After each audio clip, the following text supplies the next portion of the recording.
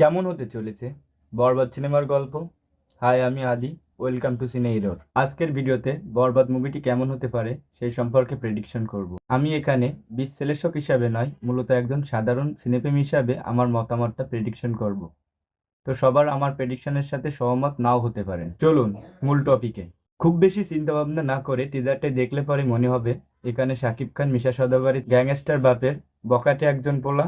শাকিব খান তার দীর্ঘ ক্যারিয়ারে এত ব্রুটাল ও ব্যাডের চরিত্র আগে কখনো কেউ অ্যাক্টিং করতে দেখেনি। এই গল্পে তার চরিত্র এতটাই ব্যাডের যে তার প্রিয়তমা নিতুকে কেউ হত্যা বা ধর্ষণ করেছে, তার প্রতিশোধ নেওয়ার জন্য শাকিব খান পুরো পৃথিবীটাকে বরবাদ করে দিতেও দুবার দ্বিধাবোধ করবে না। এখানে তাকে দেখা যাচ্ছে ড্রাগ নিতে, মানুষ খুন করতে, দলবল নিয়ে টেরে আসতে, এমনকি সে রেপ পর্যন্ত করে ফেলছে। বিষয়টা এত ভয়াবহ পর্যায়ে চলে গেছে যে তার মা তাকে নিয়ে চিন্তিত এবং লজ্জিত, এমনকি তার ছেলে হিসাবে পরিচয় দিতেও দ্বিধাবোধ করছে। তার বাবা মিশা সওদাগরের চোখেও যথেষ্ট চিন্তার ছাপ লক্ষ্য করা যাচ্ছে। মোট কথা, তার প্রিয়তমা নিতুর হত্যা বা ধর্ষণের প্রতিশোধ নেওয়ার জন্য পশুর মতন হয়ে গেছে, জানোয়ারের মতন ব্যবহার করছে। যাকে পাচ্ছে তাকে মেরে কেটে একদম নাস্তানাবুদ করে ফেলে। প্রথম দেখাই বরবাদের টিজারটি দেখলে আপনাকে এমন ভাবতে বাধ্য করবে। কিন্তু কিন্তু কিন্তু টিজারটি একটু গভীরভাবে দেখে ব্রেকডাউন করে এখানে অসংখ্য এলিমেন্ট পাবে, যেখানে দেখতে পাবে গল্পের চিন পুরোটাই বদলে গেছে।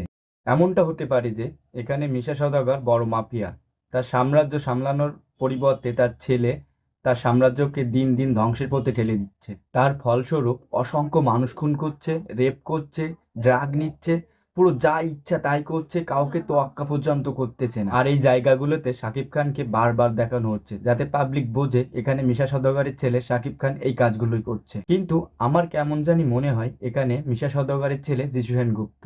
কেননা টিজারটা একটু ভালো করে লক্ষ্য করে দেখবেন, যিশু সেনগুপ্ত তার ফার্স্ট লুকে দলবল নিয়ে একটি পুলিশের থানা উড়িয়ে দিচ্ছে, এমনকি থানার ভিতরে সে প্যান্টের চেন আটকাচ্ছে। আমার মনে হয় তার পায়ের কাছে কোনো নারী পুলিশ বা অন্য কাউকে ধর্ষণ করে সে রিয়াকশন হিসাবে চুমু ছুড়ে দিচ্ছে।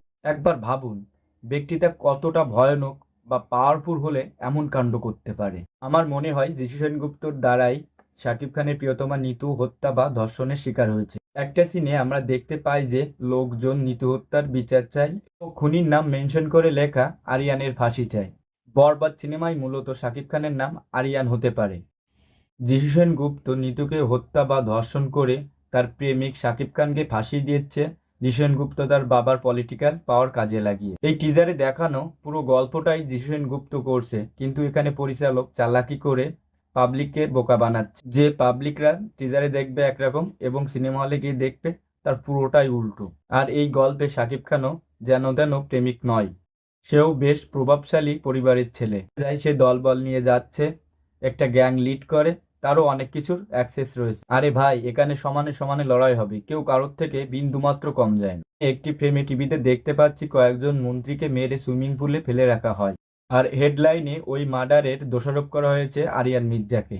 মোট কথা, তার প্রিয়তমার খুনি বা ধর্ষককে সে নিজে হাতে খুন করার জন্য একটা খ্যাপাটে পশুতে রূপান্তরিত হয়েছে। ওই ধর্ষক বা খুনিকে হত্যা না করা পর্যন্ত খেলতে হবে। প্রিয়তমার খুনি বা ধর্ষককে প্রতিশোধ নেওয়ার কেন্দ্র করে গল্পটা সাজানো হয়েছে। আর ভাই, শাকিব খানের শেষ লুকটা জাস্ট অস্থির, অসাধারণ, অনবদ্য। আর এই লুকটা এত খতরনাক যে যে শাকিব খান যারা বিদ্বেষী আছে এই সিনটা দেখার জন্য অবশ্যই তারা সিনেমা হলে গিয়ে মুভিটা দেখে। এই সিন দেখে মনে হয় শাকিব খানের ডবল পার্ট থাকবে। আগের শাকিব যিশু সেনগুপ্তর সাথে কোনো মতে পেরে উঠছে না বলে আর এক শাকিবের সাহায্য নিচ্ছে। এমনটা হলে অবাক হওয়ার কিছু নেই, বর্তমানে ডাবল পার্টের ট্রেন্ড চলছে। তো কেমন হলো আমার প্রেডিকশনটা একমত হলেও জানাবেন, আর না হলেও কেমন হবে তা কমেন্টে জানাতে ভুলবেন না।